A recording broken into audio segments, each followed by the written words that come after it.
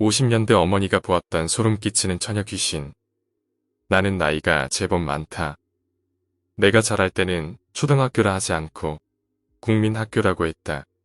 시골에서는 대부분의 생계수단이 농사여서 그런지 어릴 때만 해도 일가 친척들이 한 집 건너 한 집씩 모여서 살았다. 학교 가는 길도 멀어 1시간 이상 되는 거리를 걸어서 등하교를 했다.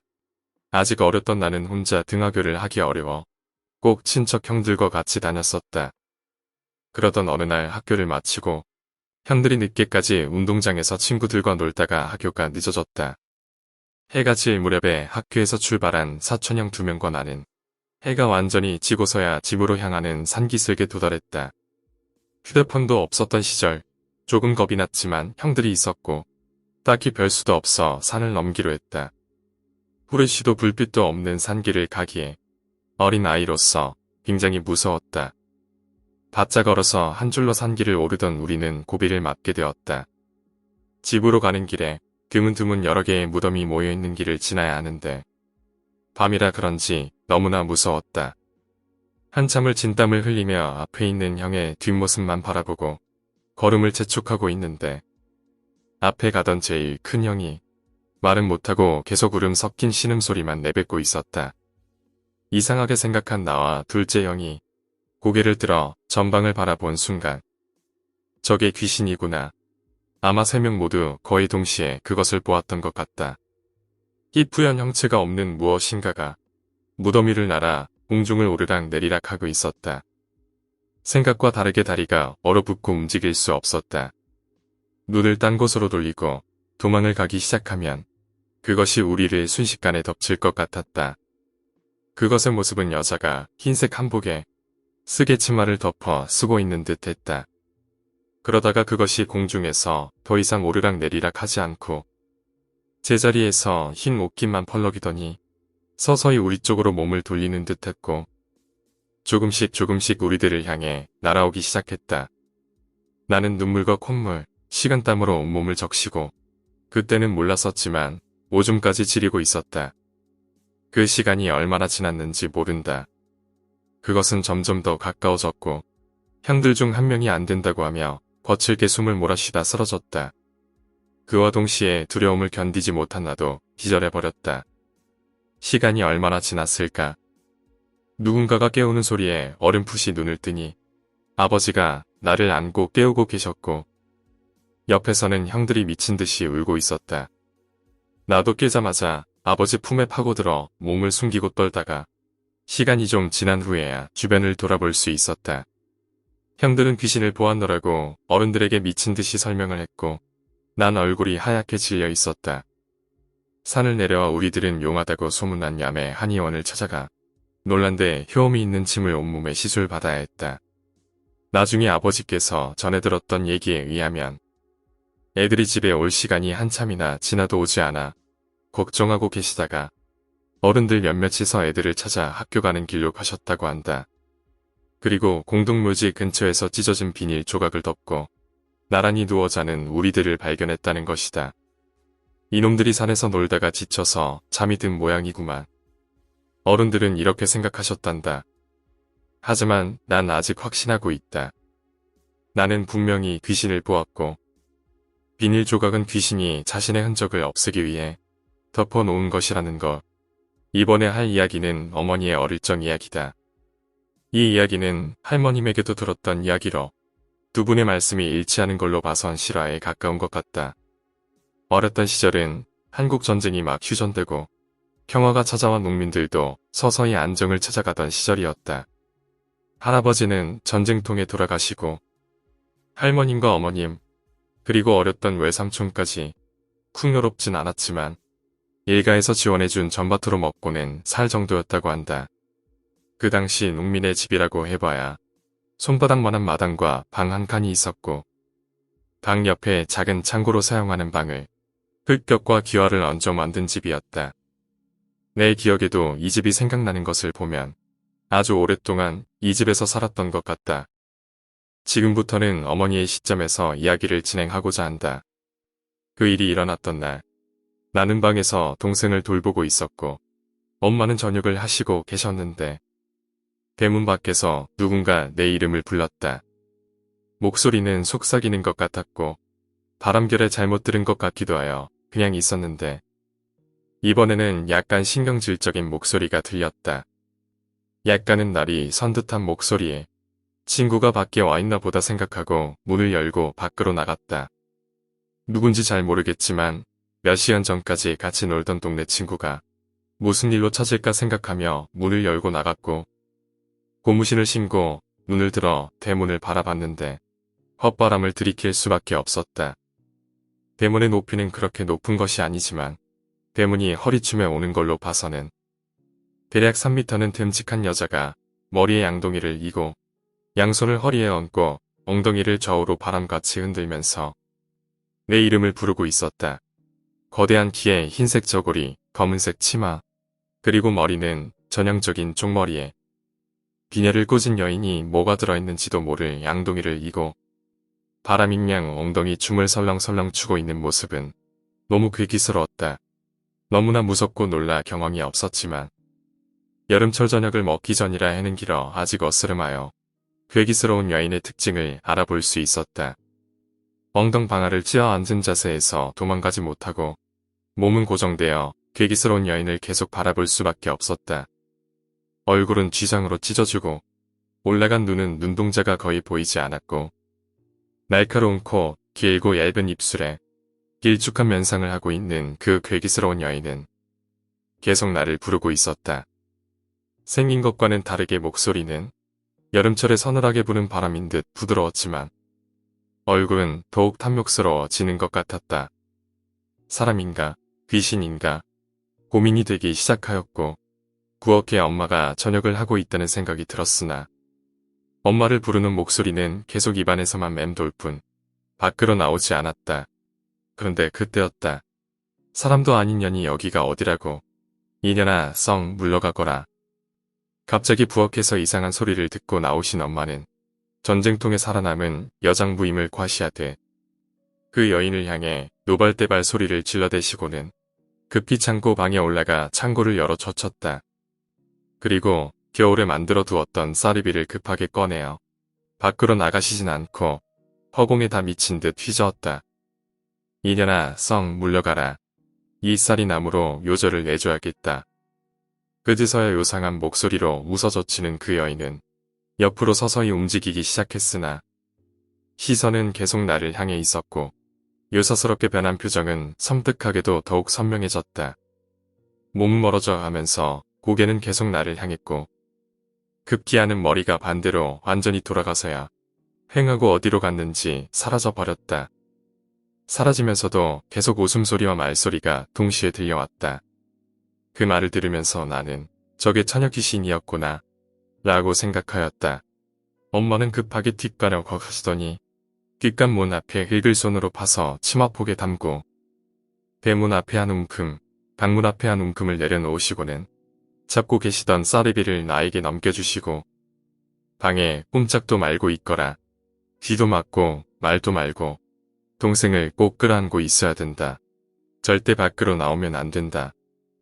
만약에 또 들어오면 쌀이비로 힘껏 내리치거라. 방에선 절대 나가지 말고. 알았지? 그제서야 나는 울음을 터뜨리고 고개를 끄덕였다.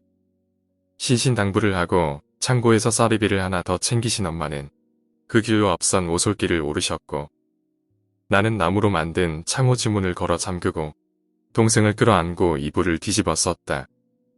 이미 이때는 해는 져버리고 캄캄한 밤이 찾아와 있었다. 앞산 치문한테 다녀오시려면 왕복 2시간은 걸릴 텐데 또다시 오면 어떡하지? 이런 걱정을 하면서 여름에 이불을 뒤집어 쓰고 땀을 흠뻑 흘리며 덜덜 떨고 있는데 그 처녀 귀신의 날카로운 목소리가 내 귀를 뚫고 머릿속에 박히듯 들려왔다. 지금 나오면 놀아주고 안 나오면 내가 들어간다. 놀리는 것 같으면서도 위협적인 목소리로 계속 나를 불렀다. 목소리는 내 귀에 선명하게 들렸지만 직감적으로 아직 대문 밖이라는 것을 알 수 있었다. 어떻게 알 수 있었는지는 모르지만 그런 느낌이 왔다. 난 쌀이비를 움켜쥐고 아직 잠들어 있는 동생을 안고는 바닥에 바싹 웅크려 떨고만 있었다. 그러기를 한참 동안 하다가 어느 순간 잠시 잠잠해지는가 싶더니 벼랑간 집이 전체적으로 흔들리는 느낌이 들었다. 그리고는 눈에 보이진 않지만 직감적으로 마당 안으로 들어온 게 느껴졌다. 저것이 마당 안으로 들어왔구나. 어떡하지? 그러더니 더 가까이에서 들리는 목소리로 웃으면서 나를 꼬셔대고 있었다. 너희 아빠 있는 곳으로 가자. 내 얼른 데려다 주마. 찢어버릴 거야. 꼬시는 말로 안 되니 무서운 말로 위협했다. 그럴 때마다 난 더욱 이불을 끌어안고서 웅크리고 있었다. 처녀 귀신의 큰 그림자가 방문 앞 창호 지문에서 어른어른거리고 흔들리고 있었다. 그런데 또 그러기를 한참 동안 하다가 어느 순간 잠시 잠잠해졌다. 이번에는 틀림없이 방 안으로 들어올 차례다. 공포는 이미 극에 달해 있었다. 그런데 그때 어떻게 그런 용기가 생겼는지 동생을 지켜야 한다는 일념 때문이었을까. 들어오면 쌀이비로 엄마가 했던 것처럼 후려쳐야겠다고 다짐하였다. 급기야 창호지를 바른 문이 미친 듯이 떨리기 시작했고 금세 문이 떨어져 나갈 것만 같았다. 그러다가 갑자기 봉창에 창호지가 찢어지면서 길고 큼직한 손이 쑥 들어왔고 막 휘젓기 시작했다. 인연 어디 있냐? 머리채를 잡아서 나처럼 얼굴을 늘려줄까? 사지를 찢어서 길게 늘려줄까? 난 발악을 하며 쌀이비를 휘둘렀고 그것 때문인지 손은 다시 봉창에서 쑥 빠져나갔다. 그러다가 이번에는 그 길쭉한 머리가 봉창에서 쑥 하고 들어왔다. 목이 더 늘어난 건지 봉창으로 들어온 머리는 고개를 빠르게 기웃거리며 미친 듯이 웃어댔다.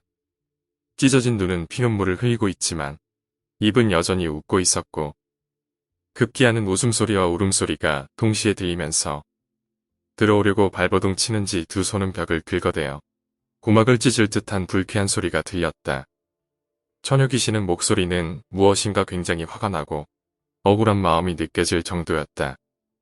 그 무섭고 괴기스러운 얼굴을 쳐다보며 쌀이비를 휘두를 자신이 없어 바짝 엎드려 몸을 숨기기 위해 벽으로 붙으려고 노력할 수밖에 없었다. 그때 마당에서 법문을 외는 소리가 들려왔는데 사흘 안에 어떻게 될지 모르는 인생인데 누구 먼저 할 것 없이 간다고 하여 억울해 할 것 없어. 이곳이 끝이 아니니 형색 고운 우리 아씨 그만하고 가소서. 이런 법령과 넋두리가 한참 동안 이어졌다. 마당에서 이어지는 법문 영창이 얼마 되지 않아 귀신의 형체와 목소리 그리고 흔들림도 사라졌다. 잠시 후 엄마가 달려들어와 나를 덥석 안고 덜덜 떨고 있는 나를 달래주었다. 우리 숙이 괜찮나? 많이 놀랬나? 그동안 밖에서 법문을 외던 스님이 들어와 머리에 손을 얹으며 많이 놀랬냐고 물었다. 나는 정신이 혼미하여 아무 대답도 못하고 엄마에게 안겨만 있었다. 아주머니, 아이 치마를 벗겨주소. 굽만 않고 엄마는 내 치마를 벗겨 스님께 넘겨드렸다. 아주머니가 지갑시다. 아이야 너도 가자. 아직 완전히 끝난 것이 아니니 매듭을 지어야지. 이렇게 말씀하시며 횡하니 마당으로 나가버렸다. 한참을 엄마를 부여잡고 울다가 남동생은 엄마가 들쳐업고 방문을 나섰다. 스님은 치마를 대문 위에 걸어놓고 무언가를 중얼중얼거리더니 앞장서 대문 앞을 나서면서 물었다. 오늘 어디서 놀다가 들어왔느냐? 다부 언덕에 애들이랑 총알 주우러 갔었어요 라고 답했다. 다부 언덕에 총알을 주우러 갔다는 말에 엄마는 역정을 내었고 스님도 걱정을 하셨다. 거긴 너무 많은데 죽은 사람이 너무 많은데 이거 어떻게 찾는다. 다부 언덕은 전쟁 중에 인근 주변에서는 가장 치열했던 전쟁터로 당시 시체는 이미 다 치워져 근처 산에 매장되었지만 총알 같은 것을 어렵지 않게 찾을 수 있어 친구들과 총알을 주우러 어른들 몰래 가곤 했다. 어른들은 워낙 흉흉한 곳이라 애들에게 절대 오르지 못하게 주의를 주곤 했다. 나중에 알게 된 사실이지만 다부에는 주변 동네 민간인들도 노역으로 끌려가 많이 죽곤 했던 지역인데 전쟁의 광기에 물들었던 군인들이 민간인의 사지를 뜯어 죽이는 못된 짓도 서슴지 않았다고 한다. 다부 언덕은 집과 꽤 먼 거리여서 걸어서 한참이나 걸려서야 산기슭에 도착했고 산을 오르는 중에 스님은 가시나무들을 꺾어서 한 손에 모아쥐고 어머니에게도 나눠주게 하여 올라가고 있었다. 우리가 주로 놀았던 장소에 도착하자 스님은 뜻 모를 말들을 내뱉었는데 그 목소리가 잠옷 진중하고 엄숙하여 멀리까지 울리는 목소리였다.